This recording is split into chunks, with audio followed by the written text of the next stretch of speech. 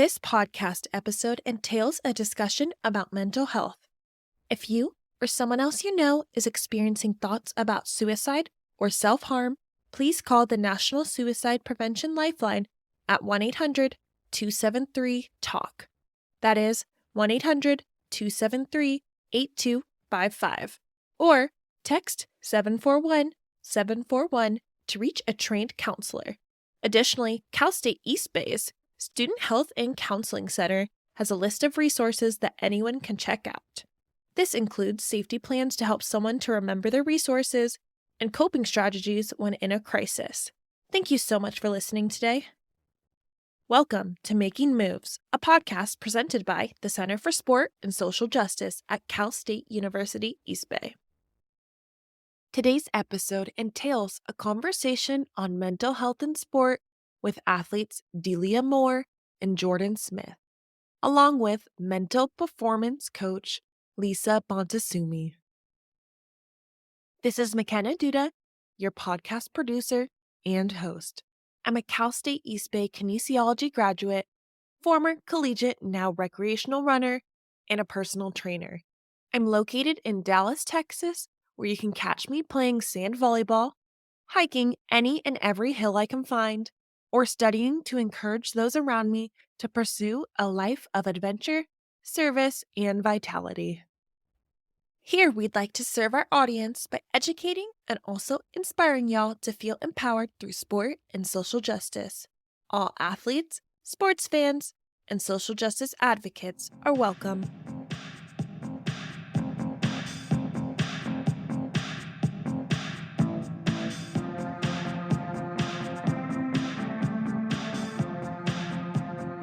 Let's slow down and be mindful. Within this portion of the pod, we intentionally consider a thought or topic. It's incredibly important to exercise both your body and your brain. Physical exercise can help improve memory and brain function. Brain exercise is just as important, where there is an increase in cognitive demands than in our daily routine. To improve information retention, concentration, and focus, you can simply sharpen your mind. Some brain exercises include meditation, crossword, jigsaw, or other memory-based puzzle to solve, mental visualization, learning a new hobby, or simply learning new vocabulary words, a new language, or by reading a challenging book. Let's keep our brains and bodies healthy.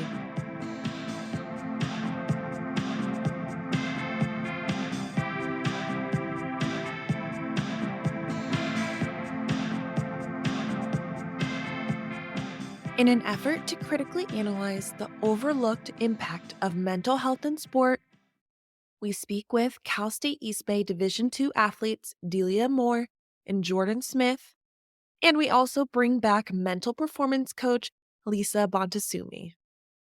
In this impactful episode, all three guests speak about their why in pursuing athletics or a mental health and sport profession. We also dive into what it means to be a student athlete while balancing the pressure to perform academically and physically among the other commitments they have. Hey everyone, my name is McKenna Duda, though I prefer to go by Mac. I'm the executive producer and director for Making Moves, and I'm so stoked to host today's panel. We are featuring several folks here. First, I'd like to introduce Lisa Bonta Sumii. Lisa Bonta Sumii is the first ever mental performance coach at the Oakland Roots Soccer Club, going into her third season. She's the founder and CEO of Ath Mindset, a diverse team of licensed mental health clinicians and mental performance consultants, strengthening the mental health and wellness of athletes in the entire sport ecosystem. Welcome, Lisa. Thanks for having me. I'm happy to be here. Appreciate you. We also have Delia joining us today. She's finishing out her final year at Cal State East Bay after 5 years as a member of the women's basketball team.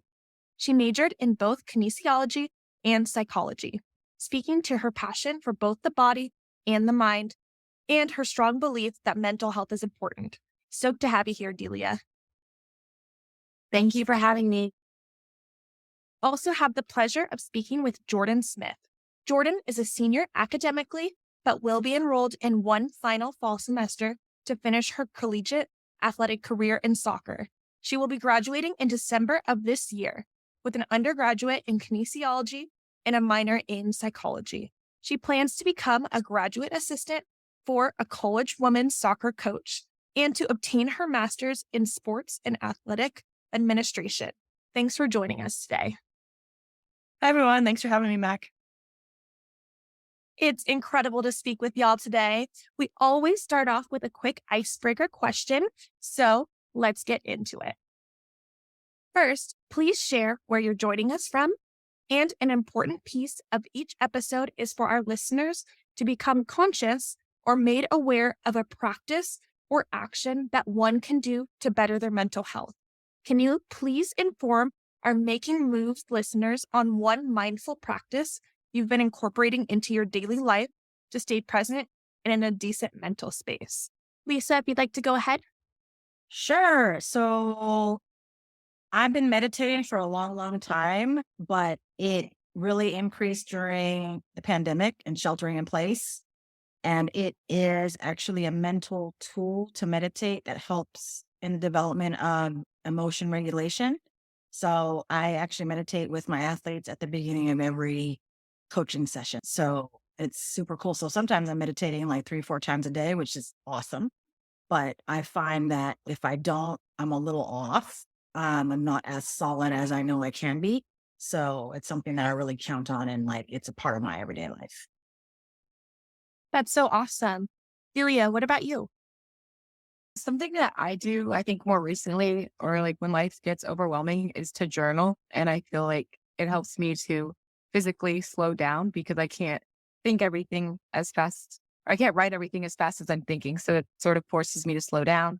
And it's also a good way to reflect. You know, if you're having a hard day, you can like look back and look at other days that have been hard, but you've also gotten through them. So I really enjoy journaling. Yeah, I think one way to journal that I like to utilize is called a bullet journal. I don't know if y'all are familiar with it, but it basically has dots instead of lines, so I can get a little artistic with it. And so that's one of my favorite ways as well. So kind of stole the words out of my mouth. I just made it slightly more specific. What about you, Jordan? One thing I've been trying different recently is this checklist. And it's a small like self-care checklist with small things like, did I wash my face? Did I make my bed? Is my space clean? Are my chores done? And then also, did I try my best today with, it could be during practice or class. And if it was yes, then good job. And if not, look at maybe why. Was it because I was tired, or was it because something happened, or just kind of like thinking about like why I had a rough day and being a little bit nicer to myself and realize like, okay, like it was a rough day. This is why. And just thinking about it and being a little more conscious of it has really been starting to help me and just making me be a little bit nicer to myself. So I think that's something that I've started incorporating recently that I really have been appreciating. I love that you have like that kind of like self-awareness, that self-check-in. I feel like sometimes when I'm experiencing something like anxiety, it's oftentimes because I'm not checking in with myself and forcing myself to slow down through journaling or having a checklist like you use, Jordan. I feel like that's so helpful. And I'm sure others can do the same and feel the same way as well. Let's go ahead and move on to our next question. How do you feel about mental health directly tying into sports, fitness, and overall health and wellness? Yeah, for sure. I think we've seen honestly on a large scale, like how directly mental health is tied to sports. You know, we've seen it with incredible athletes in the Olympics, at like World Cups. Like we've seen a huge, I think, shift in how mental health is treated. And I think if it's impacting athletes at the highest level, then it's clear that it influences and affects athletes not at every level. And I think it's just it's another aspect that is important to train. You know, like we train our physical bodies, we train, like we go over plays, we watch film and stuff. And I'm hoping that things like this podcast, like ending the stigma, that we can hopefully find more resources for athletes to be able to take care of their mental health, because it clearly affects all levels. Absolutely. And I love when an athlete, a professional athlete, or one with a platform uses their social media platform to speak about something that they may be struggling with, because I feel like that adds on like a humanness to them that some of us don't realize. Yeah, they're human too. They can perform really well, but they can also have some bad days, and mental health is just as big for them as it is for us too. Yeah, it's sort of part of who we are in a sense, and it affects our everyday lives and sports and fitness and also your health. And so I didn't really think about too much about mental health and how it relates to me until I got to college and started playing college sports and realized, wow, like this is really mentally tolling. And I think over the last couple of years, especially during COVID, I think mental health has just kind of hit the headlines. And I think it's good and I think it's good change, but it definitely is so intertwined. There's still like a lot of work to do and a lot of research and rules and regulations that I think have to be put in place. Yeah, absolutely. I also was a student athlete. I ran cross country and track at the same school, Cal State East Bay, and uprooting my life and choosing a major at 17 years old wasn't the easiest or the most helpful for me in that state. And then just moving away from home for the first time, I know a lot of student athletes, when they first move into college, it's a tough struggle. It's an adjustment. And whether you're an athlete or just simply a student, no matter what, that's an adjustment. I love hearing what Jordan and Delia are saying. It's the next generation coming up and like being more open about it, about mental health. I think so many times mental health and mental illness are seen as synonymous when they're very, very different. That all of us have mental health, just like we have physical health, and that we all are on a continuum and that we can impact where we're at on that continuum from all the way from crisis to thriving and everything in between. I think the conversation needs to become more and more mental health is health. Like, I love it when my athletes say, how are you feeling today? And they're like, mentally or physically? I'm like, bam, like, yes, you're differentiating it. And that you're able to comment on both is really, really great. That it's not just assuming, oh, how am I feeling in my body or how am I feeling physically? So I think that I feel more hopeful about the trajectory of where our conversations go, especially in athlete mental health. Like you said, the collegiate athlete coming in and transitioning from high school to college with everything that's demanded upon them.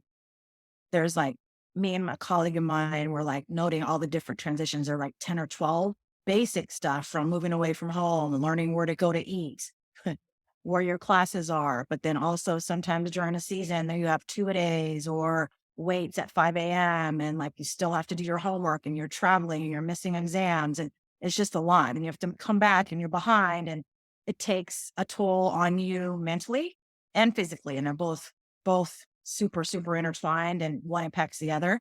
So I think the more and more we can keep talking about mental health is health and that it's just as much a priority as physical health. I think collegiate athletes are going to enjoy their sport more, feel more successful, and just, feel like they can humanize their experience and that they're not just some object running around the field or the court to produce numbers and stats.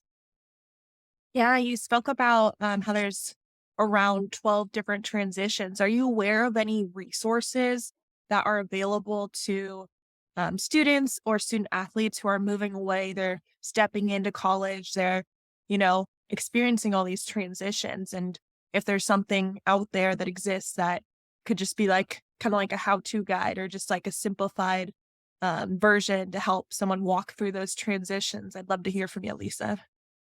Shoot, maybe that's an ebook right there. I don't know. Or like a little checklist. But I think that the first thing is to, talk to people who've been there, mentors, people who've been there before, knowing what your resources are on your particular campus, at Cal State East Bay, what's already there on your team or on the campus. I'm just going to say Ath Mindset is a resource to help navigate any of that from the mental performance side on your field of play or just in that simple but like huge adjustment and making all these decisions as a young person when your brain isn't fully developed yet, kinds of stimuli and decisions and stressors. And it's just a lot to have to think about and be sound in.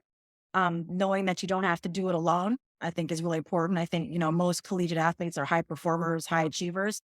They're going to want to feel like they, I don't know, Delia and Jordan, you want to speak to it, feel like you have to be able to do it alone, or maybe some element of like, I'm weak or less than if I can't. That's just still the brainwashing of like what is expected of a human being at that age. But it's still alive. But I think joining a community, like looking to each other as teammates, your staff, your coaches, seeing, what's available for support around that and normalizing that you're not alone in navigating all those different transitions because it's universal. How you approach them and respond to them is unique to each of you. And for our listeners who may be joining in on for the first time, can you briefly share about what Ask Mindset is? Yeah, thank you so much. As you said, I'm a mental performance coach at the Oakland Roots Sports Club. We are growing month by month, year by year. It's my third season with them. We have our 510 development team, the youngins coming up, and then we're launching our women's team, Oakland Soul, come this spring. And so the visibility and the attention that I'm surprised I've gotten, but it makes sense, I guess, from this role. I've gotten a lot of requests for, oh, you do this for the Roots, their first team. Can you do this for our organization, our team, my kid, that group? I'm like, sure. I wish I could like split myself into 8 different places, but instead I founded a company, which is basically a team of athlete-centered therapists and mental performance consultants who support the mental health of athletes at all levels, youth, collegiate, Olympic hopeful, and professional, to be mentally healthy and sound and resilient, like in their sport and in their life. So that's what Ath Mindset has grown to be. I have a podcast too, which is super fun, and do lots of presentations and workshops, meeting with teams also, not just individuals. So Yeah, and thank you for that. That kind of sparked a question that I had for the athletes in the room here. Jordan, you've been at East Bay for a bit now, and you experienced those transitions. Through experiencing those transitions, what would you say would be your biggest triumph? Or just in a state where you're feeling like, I did that, and it's a sense of accomplishment, and I think that I can speak into other lives so that other people can learn from what I went through. Yeah, I think my biggest hill that I came over was my freshman year. I came in, I'm a goalkeeper. And so there's a lot of pressure on that position. And I came in and I got the starting spot right away. But at first, I didn't really feel like I deserved it. I was like the new recruiting class for the new head coach. And so the previous teammates were the other goalkeepers were a lot shorter than me. So that's why I felt like I didn't particularly earn the position. Like I didn't feel like I was good enough. And so I was getting these constant panic attacks before every single game and during warm-ups. It would happen during warm-ups and I would break down in tears in the middle of warm-ups and hide my face from my team and having these panic attacks before every single game. And during our fall season, we have 2 games a weekend. So this was happening a lot and it was very tiring and exhausting and debilitating, and it was affecting my play for sure. And the next spring, so after the season was over, I started to see a therapist at East Bay, and we developed a meditation regime where before every game, I would go and meditate over in some grass that I found outside of the stadium, and I would think about what I was worried about. So whether it be school, soccer, think about what I was worried about in that moment and just kind of rationalize. I wouldn't be here if I wasn't a good soccer player and my teammates believe in me. Visualizing myself on the field performing well. So just picturing whatever game I was at, just making the saves, being loud, aggressive, and everything that I'm supposed to do. The next season, I didn't have any panic attacks because I kept the meditation up, and I did have a lot of time in between those 2 seasons though, because of COVID, to kind of grow also with some confidence as a person. So I'm very proud of not having them anymore. And it was really hard for me in the beginning. So really happy that I got over it.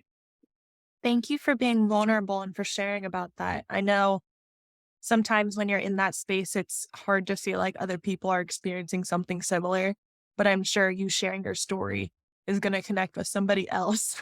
Thanks again, Jordan, for sharing. I think also, like Max said, that like just sharing your story is so powerful. And I think a lot of athletes would resonate. In terms of moments and experiences that I say that I think it's hard because no big, you know, like specific thing comes to mind. And like, that's the great thing about being an athlete. Like, you work so hard, you work all these days. And sometimes people just think, oh, in one moment, that's what I'm most proud of.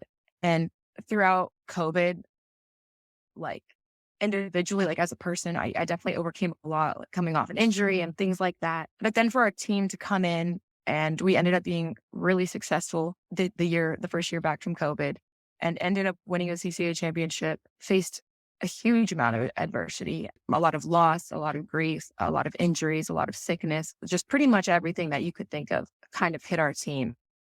And I think just the way I was able to have the opportunity to handle that, with my team, I think I still look back and I kind of like don't know even how we did it, how we were able to be successful, like in the face of so much adversity. In addition to that, I think a lot of us were also struggling with mental health.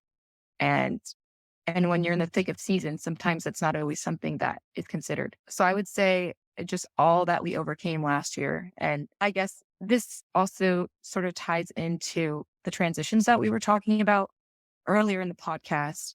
We talk about transitions coming in to college, but there's also many transitions that I've been faced with, both within and towards the end of college. So like this year, we got a brand new coach. And I think that came with a whole layer of issues, almost like in some instances, feeling like a freshman again, learning a new system, getting to know new players, and then right now I'm facing the transition of what it looks like to be, finishing college. So I think all of those things, I know that was more than one like triumph, but I guess I could say that, just the whole journey, like shout out to every college athlete out there who's working away and just trying to be the best that they can. Absolutely. Let's welcome and celebrate all those triumphs. I know it can be tough when you're in the thick of season, but still the fact that y'all had that resiliency and you guys had those results, which sometimes don't come in the thick of it, in all the adversity. It just speaks to your guys' work ethic and the fact that y'all came together and supported and uplifted one another. So props to y'all. And that's awesome to hear about. I'd love to direct this back to Lisa. Within a sports setting, how can the grueling demands on an athlete impact an athlete's performance within their sport? I mean, I always look at the athlete as a human being. So when human beings, when we are faced with stressors, it puts the sort of responsibility at hand, makes it a little harder. So we add the full experience of a collegiate athlete like Jordan and Delia are talking about. And then you are to put everything aside, be present, and now go perform, go win, go save goals or go score baskets or defend, right? So depending on the sport, but it can if you're not a healthy human mentally or physically, you're not going to be performing at your best in your sport, like period. So we have to make sure we're taking care of ourselves holistically all the way around, preventatively, because then when we're faced with those high performing, high anxiety moments, it'll be easier to move through. But as these two awesome athletes were talking about, that you got to train just like we physically train. You have to like put the work in too, to know how to use your breath, to know how to calm yourself, to know how to access your zone, to know what kind of stress you need to actually perform well. And then when is it too much or not enough? And so knowing what you need, that self-awareness and that growth is super important to show up in a way that you feel good about yourself out there, and feel happy and feel like you can contribute to your team. And with those different demands that are placed on different athletes, different student athletes, can that shift someone's outlook on a specific sport or just change their mindset, their motivation in general? And if so, what are some ways that an athlete can address that and maybe shift back to a positive outlook or a positive mindset on their sport, Lisa? Yeah, I can totally. I mean, I've talked to so many athletes over the years around like, I don't want to do this anymore. I can't do this anymore. Like, it's not good for me physically or mentally or spiritually, like wherever you're coming from with it. And it takes a mindset shift to be able to remember why you're out there. So like one of the first things I do with my athletes is help them understand their why, not why they play their sport, but what about it makes you feel your best when you play it, if that makes sense. How does playing your sport and expressing your athletic identity lead to you feeling like a badass human, basically? How does it add to that? I think that, motivation and self-confidence, people think are like either you have it or you don't, like their personality traits are genetically passed on. Like self-confidence and motivation are mental skills you can develop. You can develop and sustain motivation and confidence. And it takes mental training on the tools. Some we've talked about today already, but like imagery, like Jordan was talking about, like bringing in not just your vision, but all your senses to a specific scene of physical execution in your sport, whether it's free throws, saving a goal on a PK, etc. Like imaging it, like a creative writing experience and fully feeling it all senses, tasting, hearing, seeing, feeling emotionally and tactilely, etc. Setting goals, not just I want to win. Like what's your role on the team to contribute to that win? And how can you measure that goal? Like I am going to, like, let's say process goal might be, I am after each practice, I'm going to stay on, let's say with soccer, on the pitch for another extra 20 minutes and practice saving goals shot from 18 yards out, from the left, from the right, being very specific about that. And that you're going to do that every other day for the next month. Okay. That's your contribution to potentially having a successful match or season, because you are able to work on your specific position and be very clear about what you're doing and what you're not. When you're able to check that off and be like, yep, I just did that for 30 minutes, saved shots or took shots from here, here, and here, I'm going to check it off. And the brain likes that. There's a dopamine release that happens that makes you feel good and up. Other mental tools we can work on are like setting routines, pre-competition, post-competition, pre-training, post-training.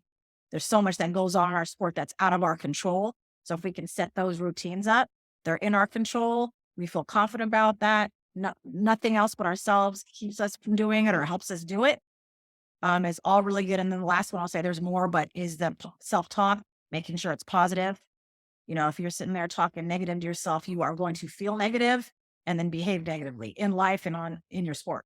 So being able to like catch that self-awareness, like, nope, I'm not going to think that right now. I'm going to stop that thought and shift to something positive. Yeah, most definitely. Speaking to that last one you pointed out, that self-talk, like negative self-talk, I think it's also applicable outside of sports and just to the physical activity setting. Being a personal trainer myself, I think the toughest clients to coach are those who don't recognize that their self-talk isn't positive.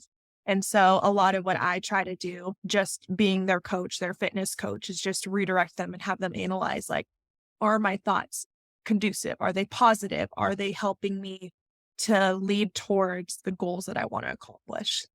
And Lisa brought up a really good point. To maintain that positive outlook on a sport, you need to recognize your why. So I'd love to direct this to Jordan. What's your why? Why did you continue to play your sport when you were struggling? You were in the trenches, struggling with your mental health. What's your why? I had came so far to achieve my dream, and I was living my dream, like playing college athletics, and I didn't want to give up on myself, and I just wanted to be proud of myself again and be proud of what I was doing. And I also, like, my mom put a lot into me playing competitive sports, of course, and I also wanted her to be proud, and I wanted her to see me happy with it, and I also wanted to be happy with it because I do love soccer and I love the sport and I love the competitiveness, and every athlete can relate to that. Like, winning feels great. And it's also not just the winning, it's the being with the team also is awesome. Even when you're losing, and if you have a great team, it still is a great experience. You're still having fun. You're surrounded by at least I am. I'm surrounded by lots of great teammates and now close friends that are supportive with me on and off the field. And so during those really hard times, I still had teammates and coaches like coming up to me, asking me how I was. And, they of course wanted to see me get better and perform to the ability that they knew I could. And yeah, I just think my love for the sport and my love for my teammates and being able to do something hard together. Thank you for that. I know I put you on the spot. Now, Delia, I'm going to put you in the spotlight. What's your why for why you continue to play and continue to now play your sport? Well, the first thing that came to mind was honestly just my love for the game and the joy when you work really hard and you can collectively and personally, achieve something that's beautiful. I mean, especially in a game of basketball, I guess I'm a little bit biased. I think the game is beautiful. I think just like the feeling of creating a shot for somebody else, of making a play on defense, taking a charge, you know, it can hurt. It can hurt a lot too, but I think that's beautiful. I think when you love something so much that it can bring you so much joy and also, cause you pain at times, like that's expected when you really care about something. So I think despite everything I've been through, injuries, all the personal relationships I've developed, it's really I love basketball like so much, but it's also bigger than that. Like I think it's a vehicle for learning about yourself, for learning about other people, how to interact with people. I think that 90% of my leadership and communication skills have been learned through my sport.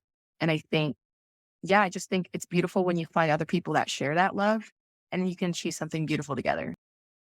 Yeah, awesome. Thank you. I think it's awesome to look at it from the perspective of learning your communication skills on the field, on the court, on the track, wherever your sport setting is. I just think sport is a vehicle that can be used for good as long as there's an inclusive environment, you have supportive people around you, and you're continually pushing one another to do better and to be better. So I love hearing that. Delia, I'm throwing it back to you. What does it mean to you to be a student athlete? I'd love if you could speak to some pros and cons. First and foremost, like I think like one thing that stands out is just it like means having the opportunity to be a part of something that's bigger than yourself. I think the reason why college athletics is feels like the way that it feels is because you're competing for something for a team, for your school. It's not just, oh, I'm going to the gym every day to like get better at something. It's everything that you do matters. It matters on a greater scale. And I think that's amazing, but I also do think it comes with some pressures. I do think every day, a lot of people don't take a day off, hashtag no days off. I think there's a lot of, verbiage and conversation in like the grind. You got to show up every day, no excuses, XYZ. And there's just like so much, I think, conversation around like the pressure that it takes. I would just say like the pressure is the cons but some of the pros, like occupying a role as a student and an athlete at East Bay, particularly, is just the community. Like just yesterday, Jordan was there too. Like we were playing basketball at the Raw and there were soccer players, there was track players, one of the golf players was walking by. You just have the sense of community, not only in your sport, but around campus. And I think that it's really special. So yeah, I would say those things. Awesome. Jordan, do you want to speak to what it means for you to be a student athlete? Yeah, I'd love to. The sense of community is probably the biggest piece. And that's something I didn't really realize until I joined STAC, which is like the Student Athlete Advisory Committee. That's where student athletes, they just get together and they run fundraisers and stuff like that. That's kind of one of the first times I joined as a freshman. So that's like one of the first times where I actually like got connected. So I feel like that's when I really became aware of this sense of larger athletics community. It just teaches you some better life skills to handle situations like Delia was saying earlier, handle those hard conversations and figure out just kind of who you are. And I think some pros is just as soon as you get here, you have a team of friends and you have a support system right away. And I think that's really great. And because I've definitely talked to some non-student athletes who they get to college and they just don't know how to get involved and they don't know how to make friends right away. So I think I'm very lucky that I came right away and I have 20, 27 new friends as soon as I come in as a freshman. So I think that's definitely a pro. And I think the only con that I could think of is just like the amount of time and effort it takes to be one. I think different. It's a difference. There's a difference between like Division 1 and Division 2. And I feel like Division 2 has been a pretty good balance of school and athletics and life. But of course, you know, you want to get involved and you want to do lots of things in college. And just doing it all is kind of difficult. So yeah, that's what I would say to that. Yeah, definitely. It's awesome to hear from our stellar student athletes over here, but I am curious a bit more about your why, Lisa. You're the first ever mental performance coach for the Oakland Roots Sports Club. So how did you enter that space and then go on to pursue your passion for mental health and sport? Thank you. I was hoping I'd get a chance to talk about my why. I didn't want that to just be on my girls here, Jordan and Delia. But so let's see. I mean, my why is my family. I mean, straight up, straight down. Like my husband and my 2 kids, every decision I make is for them and then me. And so I'm very thoughtful right now about this stage of my life, about what I take on, what I do, how it's fueling me, what's expected of me type of thing. You know, with the Roots, I haven't told the story much, but I basically approached them and said, hire me. There was not any job posted. There was not any outward public reach for someone like me on their team. The beauty is I'm from the Bay. I'm right here. I'm like, the facility we train at is and sometimes I do ride my bike or walk. It's like a 5-minute drive. It all makes sense. And so I was like, and this was even before the facility was there, but I was like, hey, I asked my inner circle, like, as I start to pivot into working with athletes only, I had a practice for about 20 years, not working with athletes. And then inspired by my daughter, who's a high performing softball player, she struggled and still does with, lack of belief. If I suck on the field, I suck as a person, can't let go of my mistakes, just in her head a lot.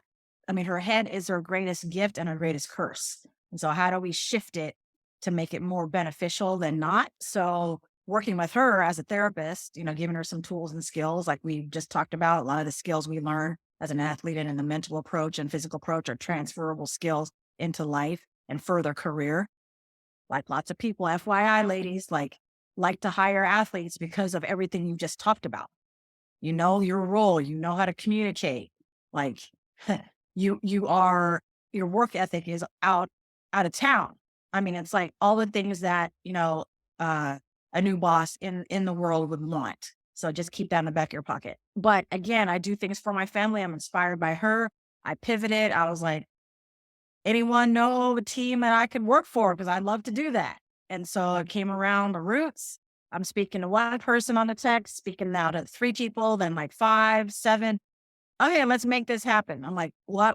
Oh, okay, cool. Let's do this. And so it's been amazing. Like I tell that story to inspire as well, like create what you want. Like if you want to work in sports, whether it's mental health or anything else, like insist on it, go after it. You're going to hear no a lot, but keep going. And there's a place in sports in everything that you do. So if you're social media, there's a place for that. If you're creative, there's a place for that. If you're a coach, obviously there's a place for that. But there's anything you can think of, probably sports could use you. And so don't count yourself out and just go for it. Go for it. I mean, like, what did I have to lose? Nothing. I had a bunch to gain. And like, it's history now. Here I am in the 3rd season. Our company and our organization is growing. So excited to see, where it leads to. But that's the story there. And it's kind of a, I don't know, funny story, but hopefully inspiring. Like just go get it, basically. Definitely inspiring. There's no doubt about that. I was a little bit lost when I graduated in December of 2020, and I had to end my collegiate running career a little early because I had some health issues that led to me being hospitalized not once, but twice. And my heart rate dropped below 30, and it just got to be where it wasn't sustainable. And that was devastating. I had to transition out of the student athlete into just being a student on campus. And on top of that, COVID struck. And I was like, okay, what am I doing? And so that inspired me to reach out to the co-directors at the Center for Sport and Social Justice.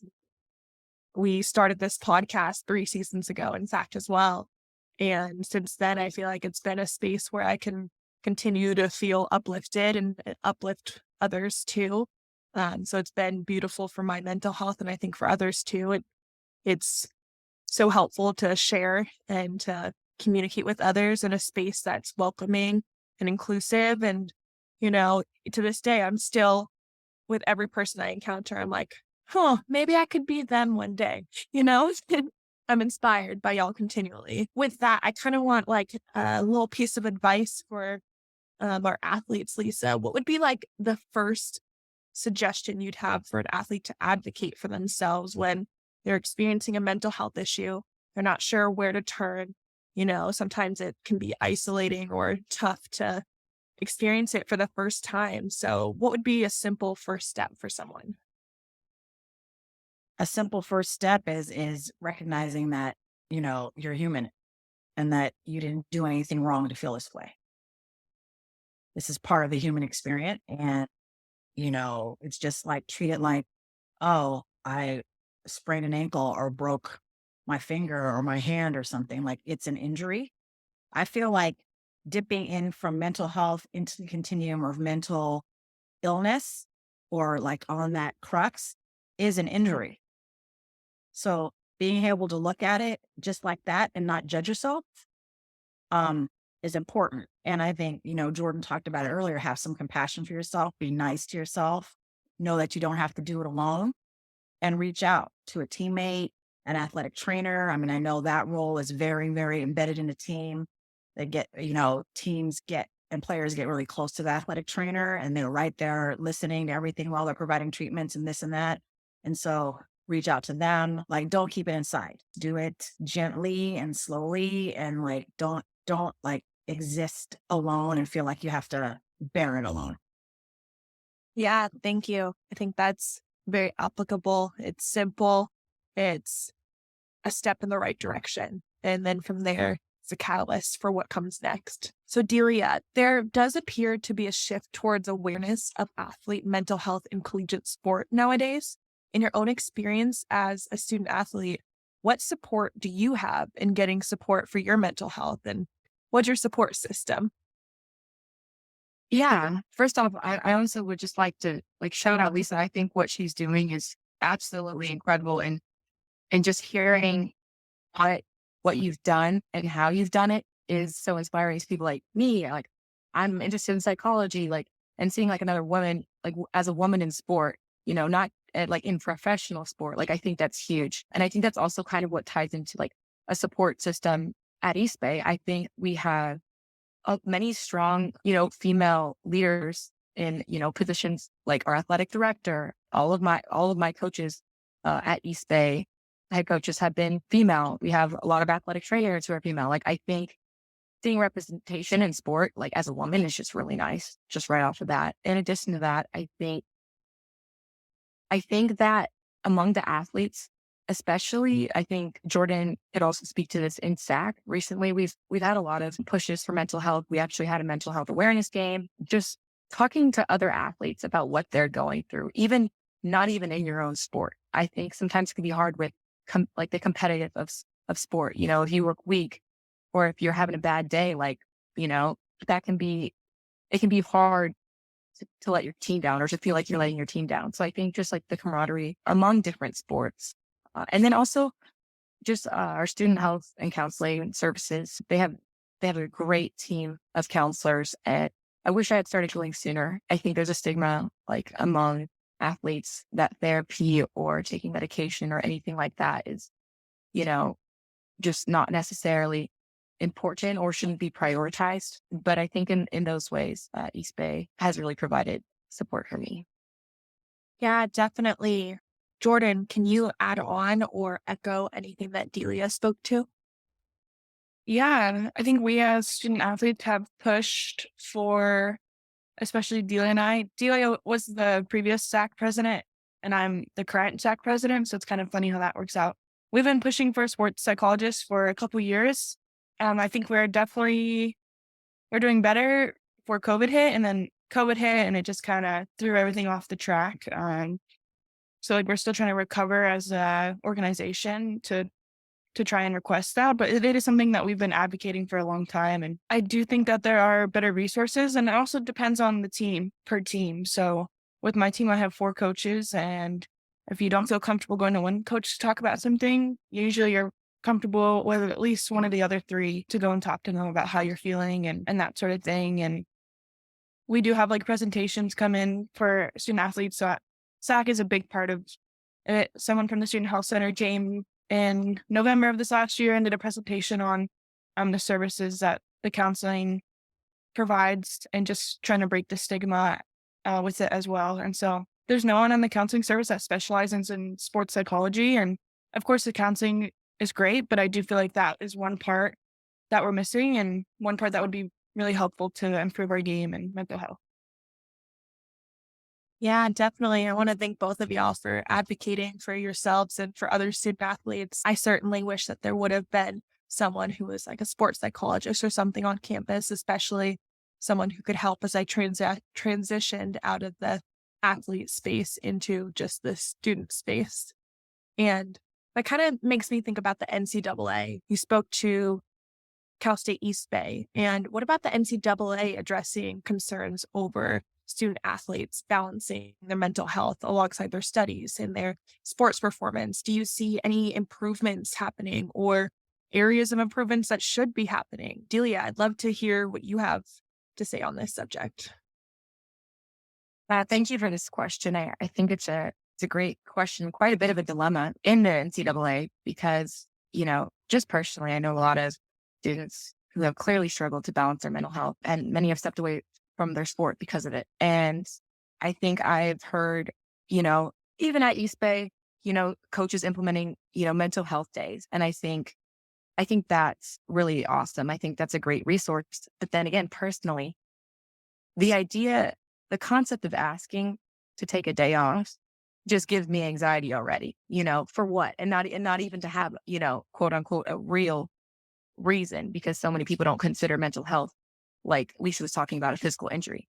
The ways in which the NCAA could provide safe spaces and time to take a break, whether if it's a mental break, would be, a little bit difficult to do in terms of like, I like the concept of mental health days, but I wish there was a better way to implement it. In terms of what I wish the NCAA would do to like address the concern, like Jordan and I talked about, maybe mandate that there's a sports psychologist at every institution that sponsors sports, or have some sort of baseline for resources. I feel really lucky because like I have appointments at the Student Health Center, and I think my counselor is awesome. But I think there's no necessarily, rules or regulations or standards surrounding mental health. We have CARA hours, which accountable athletic related activity, in case anyone listening doesn't know what it is, but it's sort of a way to protect athletes from being overworked by their coaches.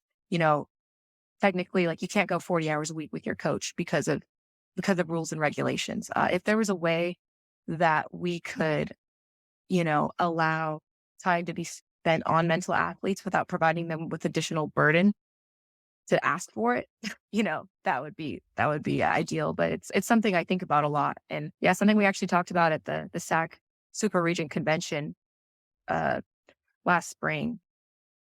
Yeah, what Delia said was great. The mandating sports psychologists, I think that's a great start. Unfortunately, I don't think the NCAA is going to do anything unless there's people pushing them to do it, like student athletes, like coaches, like athletic directors. So they're not going to do it on their own. So there's going to have to be a lot of push for it.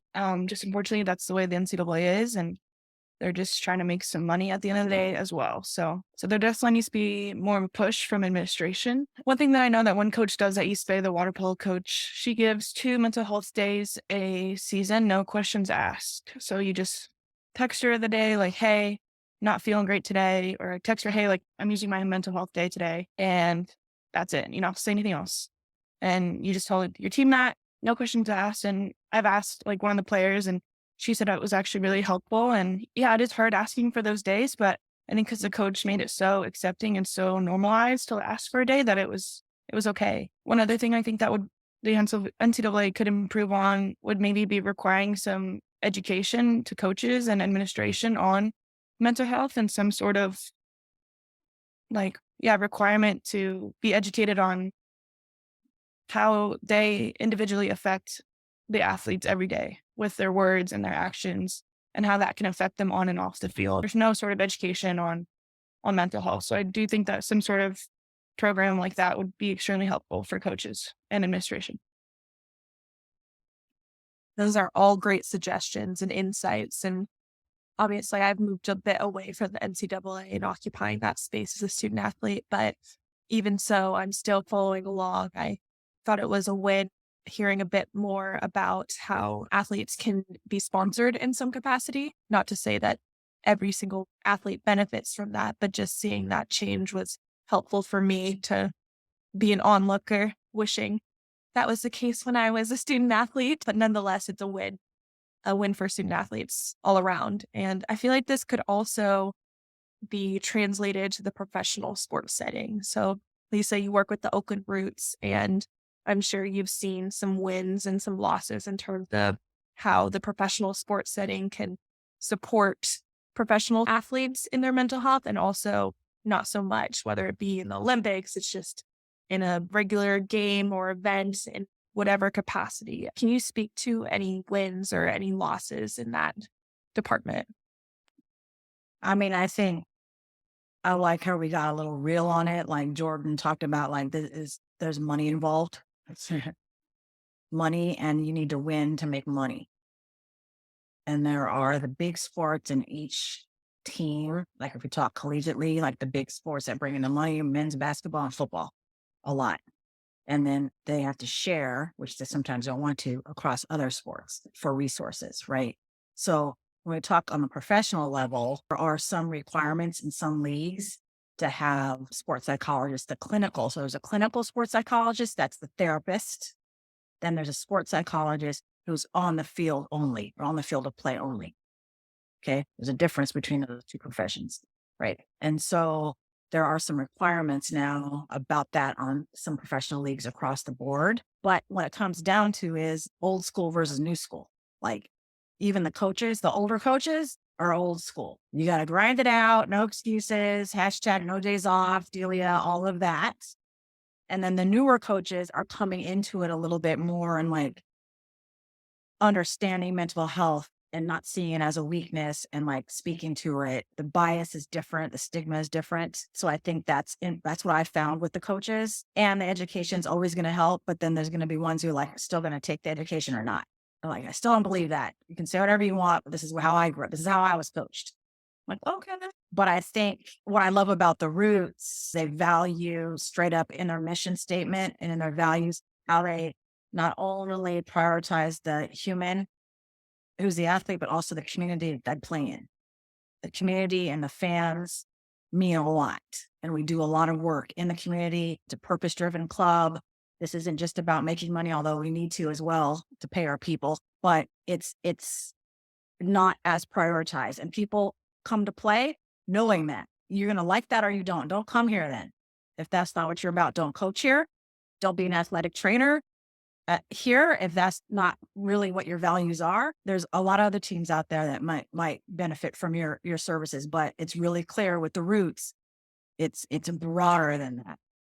And trying to, help these athletes perform their best while still having those responsibilities to come speak at this event or come show up or be at the Black Pride Joy Parade that happened, and like different things that we need to like be visible in so that we are connecting with our community is really, really important. But, not every team values it. Not every coaching staff values it. I want to share, I went to a professional conference in October, and Drew Robinson, who played for the San Francisco Giants, he's a suicide survivor.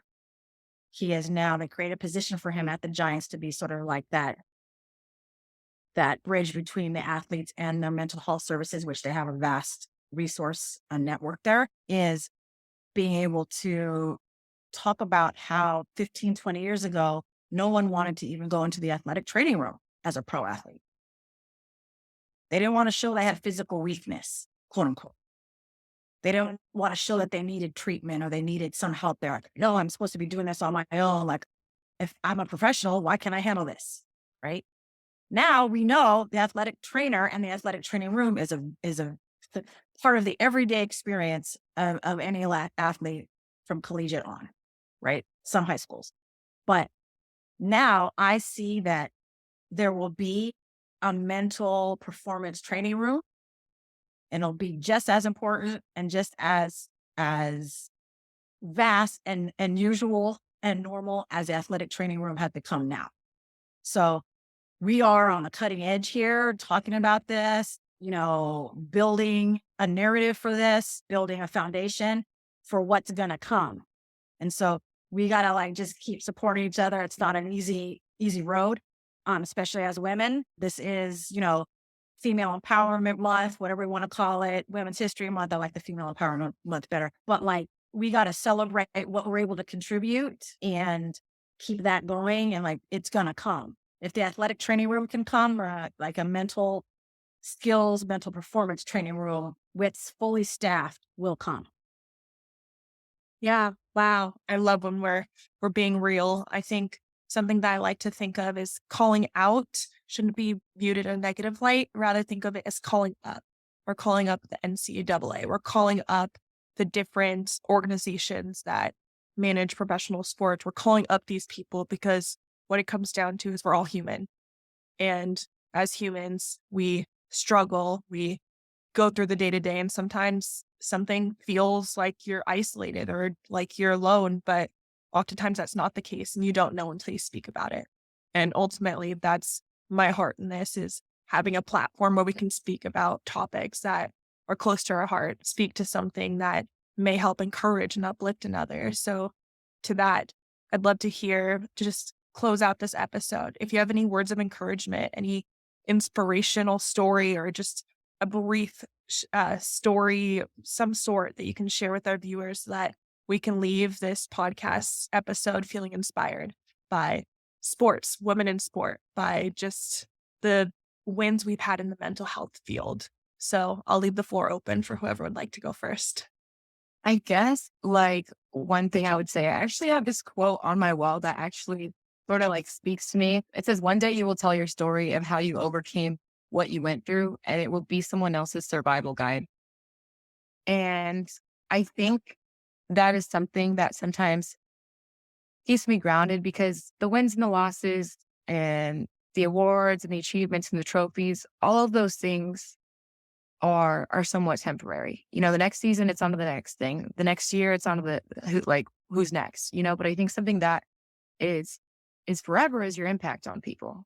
And I think if you take pride in that, one of my biggest goals as a collegiate athlete, not only was to win, but was to make it better for the people after me, to inspire someone, to leave a legacy here, things that were intangible. So I think for any athletes listening who might not feel like they're making the impact that they want, or having the season or the career that they want, there's so much more to that out there for you. And you're impacting people that you don't even know. So I'll share something. Yeah, thanks, Delia. I really like that quote. One thing that I would say is, don't be afraid to be vulnerable with your teammates, because those are the people that are going to be with you to the end of the line, on and off the field, at least for a long time during whatever season you're doing it. And so what I mean by that is just mental health isn't an excuse. It's just something that affects you, and it can affect your playing. And one thing that happened last season was that I was captain, and I had a lot of external things going on, and it ended up being I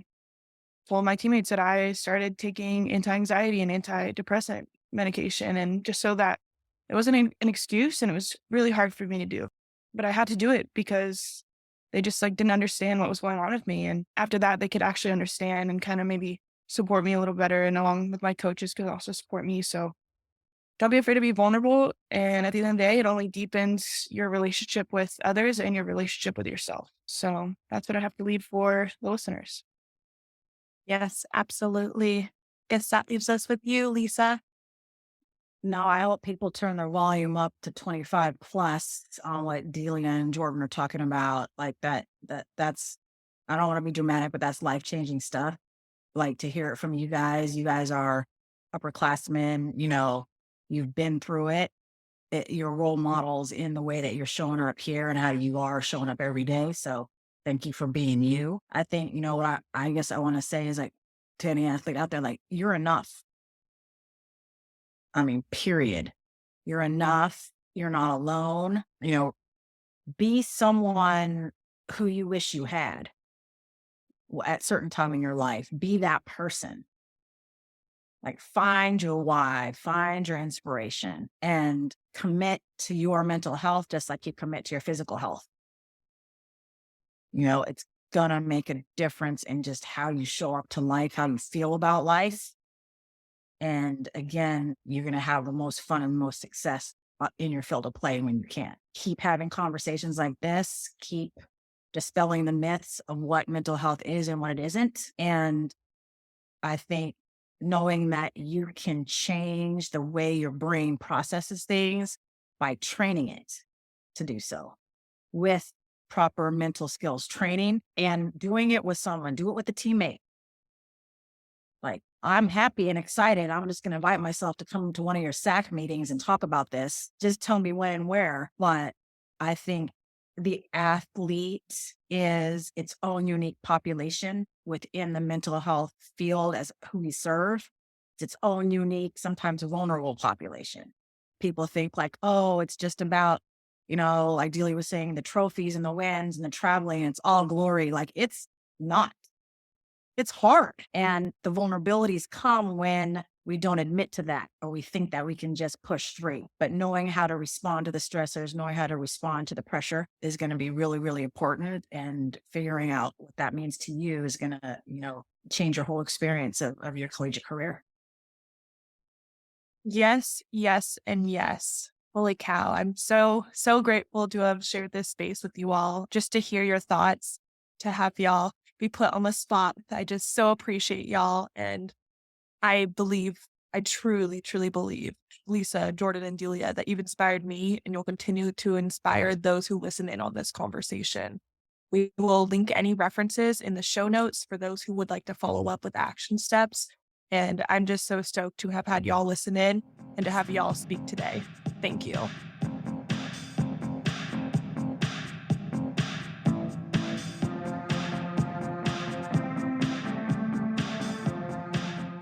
This podcast was brought to you by the Center for Sport and Social Justice at Cal State University East Bay.